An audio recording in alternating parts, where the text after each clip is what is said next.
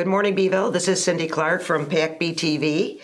I am here this morning with Ben Tellini, coach and owner of Haven Jiu Jitsu. Thank you for coming this morning. I appreciate it, Ben. Thank you for having me. Now, I'm sure I want to know what a lot of people want to know. What's the difference between jiu-jitsu and karate and judo and all of that? Yeah, so the easiest way to explain it to people just usually coming in, jiu-jitsu is very, very similar to wrestling. So it's a lot of what we would call grappling. Now, the difference between like jiu-jitsu and like strictly wrestling is we do cover things like called submissions, where we put people in like joint holds to get them to basically say uncle, they stop, and then we reset the training environment. The nice thing about jiu-jitsu compared to things like karate is we can spar at 100% or close to 100% all the time because there's no striking. So there's no worried about concussions or CTE or anything like that, which makes it a lot safer martial art to practice over the long term. So there is none of this, none of the whatever, hey, whatever people do, it's all. Yes, like we'll deal with the self-defense aspect of striking, like how to deal with an opponent who's throwing punches and things like that, but it's not like a constant we're learning how to throw kicks or punches or things like that. We'll learn how to defend those things, but we are not practicing on utilizing those things. Oh, okay. All right. Well, then, right along those lines, give us some background as to where jiu-jitsu came to be. Yeah, so that can be a little bit of a muddied story, but the main one is Helio Gracie had trained under Maeda, who is a judo black belt. And so in judo, they have what's called newaza, which is ground fighting. That's literally all jiu-jitsu is. So the Gracies kind of expanded on that and rebranded it Brazilian Jiu-Jitsu or Gracie Jiu-Jitsu at the time. Started real big in Brazil and then kind of started to expand outwards due to marketing. Now, the Gracies do get the main credit for it because they were the best at marketing it. But there were a lot of other families and things like that that were doing jiu-jitsu at the time. Now, is this a worldwide? It's worldwide, yeah. So the very first UFC was actually nothing more than a commercial for Brazilian Jiu-Jitsu. So Royce Gracie was the first Gracie family fighter that they started on the UFC. So they basically wanted to show that it was a superior martial arts. So it'd be like the old 80s movies where essentially they picked different martial arts and the person who ended up on top at the end of the tournament showed who the best martial art was. And that was Royce Gracie for the first 3 out of 4. So, and then that kind of segued into the UFC becoming this big MMA and big as popular it is now today. So that's, now, would you say this is as popular nationwide, worldwide as judo or karate or any of those? So I think we've passed judo, and I think now we're starting to see an upward tick in jiu-jitsu versus karate. So karate had marketing for, decades and decades. Bruce Lee basically made like karate, kung fu, the stand-up martial arts awesome. And now we've kind of started to see essentially the Americanization or the commercialization of karate, which has kind of started to take down the quality of it, in my opinion. And so now, because jiu-jitsu you can see used by every UFC fighter, everybody in MMA, and in order to be successful, you have to train jiu-jitsu. So you've seen now the success of that. And during COVID, with jiu-jitsu being, or the UFC being one of the only sports that you could watch, it really shot up the popularity of jiu-jitsu. So now more and more people know it, and I think it will probably take over as the dominant martial art. Now, what got you into that as opposed to the other ones? So kind of a sad story. I had a family member that went away to prison, and I knew that I basically had like a few years to learn how to defend myself. And I was going off to college. So I started Brazilian Jiu-Jitsu and I joined OCS for the Marines. So I basically took what I thought would be the 2 best ways to learn how to defend myself and kind of stuck with it. And after starting to learn Jiu-Jitsu and play with it in college, it was one of those things like I got addicted to it and I just never wanted to stop, and I kind of stuck with it. And now we're going on 20 years of training Brazilian Jiu-Jitsu. And that's what you do. Yeah. That's what you do. Yeah. Okay. All right. Now, we've seen that you have been involved with law enforcement as a means of the officers getting involved with public safety. Why don't you take us down that road a little bit on how your applications apply in law enforcement, the purpose, how you got involved in training Yep. law enforcement. So this is a little bit of a story. Back basically at the end of 2019 or 2020, the chief of police for Liverpool, Jerry Unger, we've been friends forever. We trained jiu-jitsu together. He was looking at a way to bring some jiu-jitsu in his department. So we had talked about doing seminars and things like that. And at the same exact time, a buddy of mine, James Knoll, who is a psychologist, we were looking to do a survey with officers showing that officers that train jiu-jitsu have more command presence, more confidence, which leads to better outcomes. That's known, okay? COVID hits, and that kind of puts everything as a standstill. So while that COVID is going on, me and Chief Unger are still talking about, like, whenever COVID ends, like, how can we start bringing jiu-jitsu to the police departments? During that time, during COVID time, the Mariana, Georgia study was published, which basically showed that officers that had consistent training in Brazilian Jiu-Jitsu had consistent positive outcomes.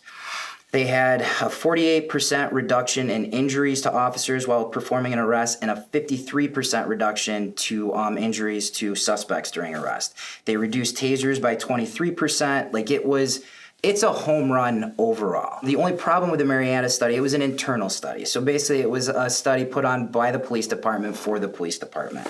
So there is no peer-reviewed studies out there. And when me and Chief were talking, if we want to affect policy change, the only way to do that is through a peer-reviewed study.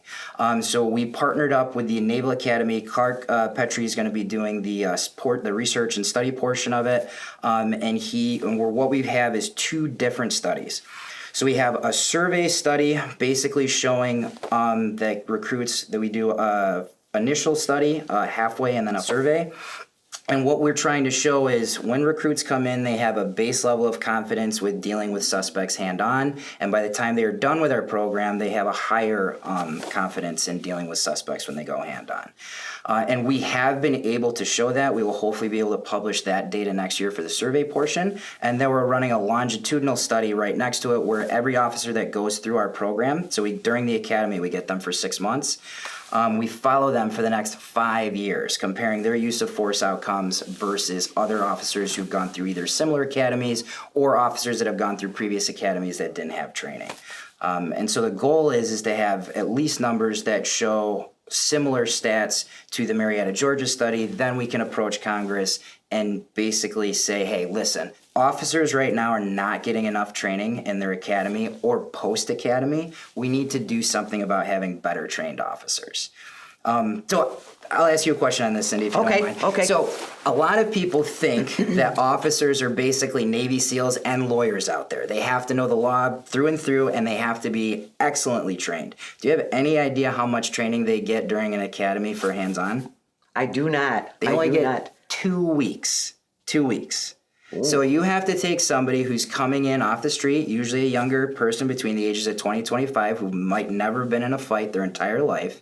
And in 2 weeks, you have to show them how to go hands-on and do it safely with somebody in a high-stress situation. I think the public doesn't understand how little training they actually get. I had no idea. And why we sometimes see some of the issues that we see out on the streets. And it's usually due to a lack of training and a lack of confidence. Now, are you getting a lot of different police departments involved in this? So the way that the academies work is we now have Onondaga Sheriffs and the Syracuse Police Department. Syracuse Police Department spearheaded it, and Onondaga Sheriffs have recently joined on. So when they run their academies, they put it on for their specific recruits, and then outside agencies end up sending their recruits as well. So we've had people from Ithaca Police Department, all the smaller departments in the Syracuse area. DeWitt has specifically sent some of their officers who are not in the academy but actually active officers through our program because they believe in it so much. So yeah, we're starting to get more and more departments on board. And the more departments on board, the bigger the data set, the better the study will be. And your whole agenda in this training is for public safety? Yes. So when we initially pitched this, the fact that we had the Mariana study showing a 53% reduction in injuries to suspects during any altercation when it involves cuffing and things like that, it's a no-brainer for public safety at that point. If we can even save one use of force that escalated too high that shouldn't have, in my opinion, this study is worth it.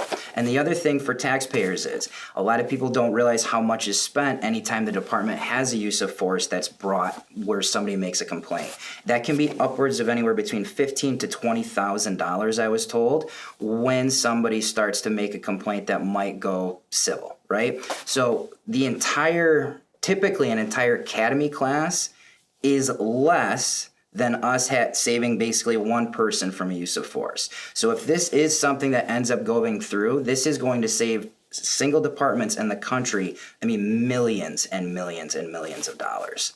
That's amazing.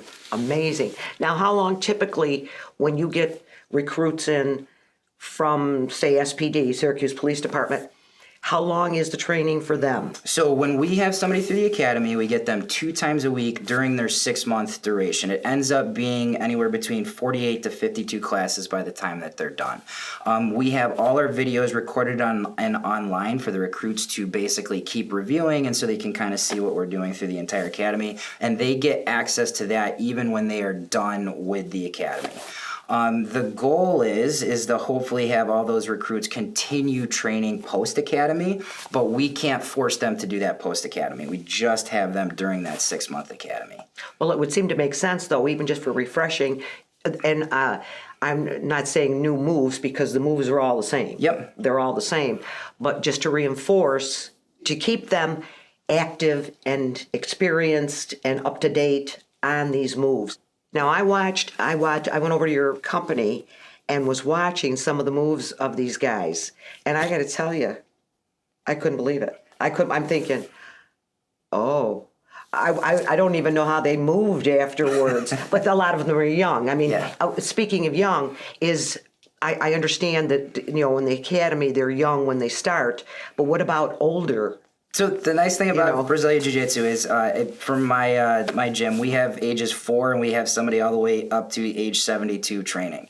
So as long as you have good training partners who understand how to take care of you, and remember we're not dealing with strikes typically, it's something that you can do basically at any age. And I will say the nice thing about since implementing this study, besides the fact that we get all the recruits that are going through, we have had a massive influx of police that are on the job. They're like, oh, what are the recruits doing? They get to learn all this stuff, and then they start to come in, and now they're training on the regular, which is a huge net positive for all the departments. Oh, I would think so. All right, what are the benefits of, say, jiu-jitsu over something else, judo, karate?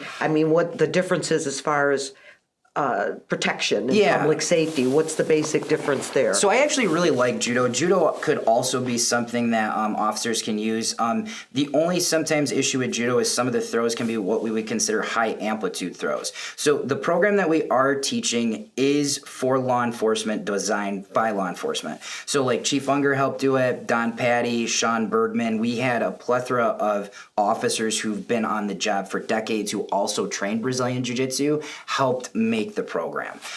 So one of the things that are nice is basically anything with a striking art is called hard-handed techniques, and we don't have to do any of that. Everything is literally by grabbing people and using leverage to basically pin them to the ground, get them to cuffing positions, or get them to a spot where they can relax, cool off, and then de-escalate the situation from there. It basically allows officers to have a lower use of tools, so it makes it so they don't have to go to hard-handed techniques, they don't have to go to taser, and they don't have to draw weapons. It gives them a big range of things to use before having to escalate the situation, which is very, very nice. Well, how hard is it? I'm thinking, when I was watching the demonstration or the class, they're in the garb, the jiu-jitsu garb. What do you do when you've got 30 to 50 pounds of excessive weight on you between your equipment, maybe your flak? Doesn't that make it much more difficult? It definitely does. I'm not going to be somebody that sells jiu-jitsu like you'll commonly hear that this gives the little guy a chance against a big guy. It definitely gives him a chance if you train consistently. So because it's based on leverage, we can have somebody who's been training maybe 6 or 7 years, like say one of my purple belt females, we'll have a male that'll come in at 200 pounds, and that female might be able to get to a spot where they can pin them, hold them down, or even in class submit them. That is not what the officers are doing. However, that only comes through consistent training. Somebody who's bigger, they have more weight, they have more leverage. It's just physics. They are going to have an advantage against somebody who is untrained. because these officers are learning how to put their bodies in spots where they can control the person. So basically, it's just levers. So if I'm going with somebody who we're using a 1-to-1 lever, obviously it's going to be even, and then whoever's winning is going to be the bigger person at that point. But if I'm using a 2-to-1 lever and they're using a lever that's not working as well, so I've got 2 times the force, well, now I don't have to be 2 times as big, and if they're 2 times as big, now we're even. So it's definitely a martial art that is based around using leverage instead of as much around using athleticism, strength, and size. Now, do you have a lot of women in your classes too? I mean, Yep. So we are the first Central New York school to have a dedicated women's program. So we have a women's program that's just for women. We've got a great group of 15 to 20 women that come in consistently every week that are learning Brazilian Jiu-Jitsu. And the nice thing about our women's program is then once women feel comfortable going with each other, then we can segue them into the regular class where they're going with other males and females as well. now, is this also, a couple questions here. Is this a self-defense? This is all self-defense, okay? So it would be ideal for women, regardless, age. It would be a wonderful tool to use in case somebody's on their own and somebody accosts them. 100%, and that's also why striking martial arts I don't think are great when we have to start to compare size and athleticism. The chances of you knocking out me are probably slim to none just based on size. But if I show you how to work close guard and you've got your legs wrapped around and I show you how to do an armbar or a triangle choke, once you lock in those positions, it doesn't matter on size, you are going to win that position. Are you talking about these positions? What are they? I mean, is there a way you can kind of show us some of these positions without... Yeah, I won't use it on you today. Okay. But one of the positions... We like each other, yes, right? Okay, yes. okay. So one of the positions is close guard. So that would be me lying on my back with my legs wrapped around your midsection. So I think we can see how that could be applicable in a self-defense situation for a woman. Okay? So if somebody's taking her down. Taking her down, all right, and your legs are wrapped around that person. Okay. And that allows you to have posture control. So if strikes were going to be an issue, it's very difficult for somebody to sit up on you when you're constantly using your legs, which are a strong muscle group, to bring them back down on top of you. Okay? And then that allows you to get yourself into a position, whether it's on your side or controlling their wrists, that you can start to upgrade that to position to either standing up, getting on top, or getting them into a submission if this was a true life or death situation. well, what would the ideal outcome be as far as, say, a man comes up to a woman and tries to bring her to the ground, and she does the legs and all of that? What is her ultimate goal? Maybe just to escape? Ultimate goal is or? always going to be to escape, but like the triangle choke, for example, that is that's a strangulation. So basically, you're cutting off blood flow to the brain. So if you ended up into that position, you could literally pass the person out, let go, and then walk away. Now, if they pass out, they're not going to die from that or anything like that. You have to hold a choke for an extremely long time to kill somebody. It's not like in the movies. An extremely long time. So if they go out, they're out for 5 to 10 seconds, depending on who they are. By then, you've already You're gone. Yeah, exactly. In the opposite direction. Yep. Now, in watching the demonstration, I had a feeling there was a lot of mental acuity going on here. It wasn't just physical, it was mental too. Mm-hmm. Is that right? I mean, yeah, so we like to teach them basically when to use the right tools for the right job, right? So I think when you came in, they were working on what we would call sweeps from a standing position, just to keep it easy. This is if somebody had stood up out of that close guard position that we were just talking about. So we have to go over distance management, which is a big one. We're either trying to create distance for law enforcement or get on top in a controlling position. So they have to be able to judge whether it's a spot that they have enough room to completely stand up and disengage from the target, or whether it's a spot where they need to knock the suspect onto their butt so they can get to a controlling position, which is safe for both people involved. So they have to think literally on their feet. Yes. You have to look at a situation, and it's not a controlled situation like the class. Yep. So somebody approaches a law enforcement person and is aggressive. Yeah. So the law enforcement officer or person has to decide milliseconds how they're going to react to mitigate this whole situation. Yes, and that's where training takes over, right? So you default in stressful situations to whatever your base training is. So that's why it's so important for these officers to have high quality, consistent training so that when they are in high stress situations, not only are they used to high stress situations, but they're used to picking the appropriate tool set. Any people that are not geared for jiu-jitsu? I mean, some people are better than other people at things. Yes, 100%. There are some people who come in who might not pick it up as quick. I think self-defense is something that is literally every person should have a baseline understanding.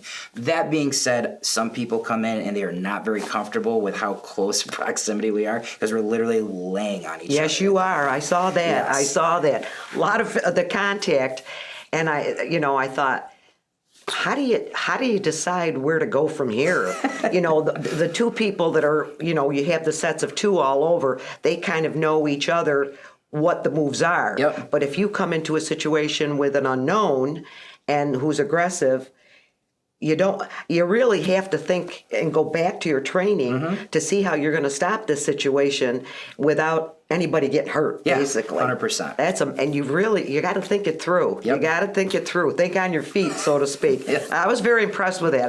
This is what I'm thinking. I'm going, well, I don't want to mess with any of these guys here. I'll tell you that much. Oh, wow.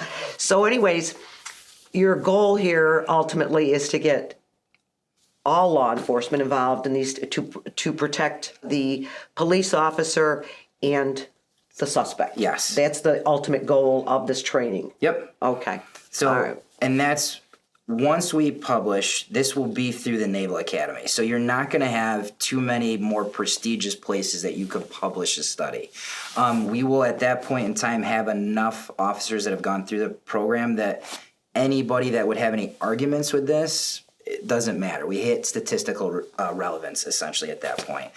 So the goal will be eventually to go up in front of Congress and figure out a way to get officers consistent training in jiu-jitsu.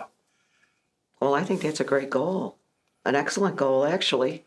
Well, anyways, I want to thank you very much for coming here today. I certainly have been educated, and I hope all the viewers have too. I never knew the differences. And in watching it, I was surprised that there was none of because I didn't know what it was. Yep. And it's all the defensive and the takedowns and just to stop somebody from doing what they're doing. Yep. And to bring the emotions, take the wind out of the sail, so to speak. Yep. And then either get the person handcuffed or at least to a point where they go, wow, that was a stupid thing to do to a police officer, Yes. and bring it down to a safe level. Yes. A very safe level. No strikes involved and no need to go to a higher use of force such as taser or other things like that. Well, that's a win-win situation. For everybody. Well, yes. and I think it's great. If you ever get a chance to watch this, it's amazing. And I'll tell you this much too. If I'm ever in a situation and I'm walking with you and somebody comes along, I'm going to be awfully grateful that I got somebody like you around, because it's amazing what you can do. Amazing. And it doesn't take that much strength. Right. It's just the knowledge of the moves and how you go to stop the situation. Amazing. Absolutely amazing. But anyways, thanks again. I appreciate you taking your time. I've certainly been educated, and I hope the viewing public has been educated as well. Thank you. Thank you so much.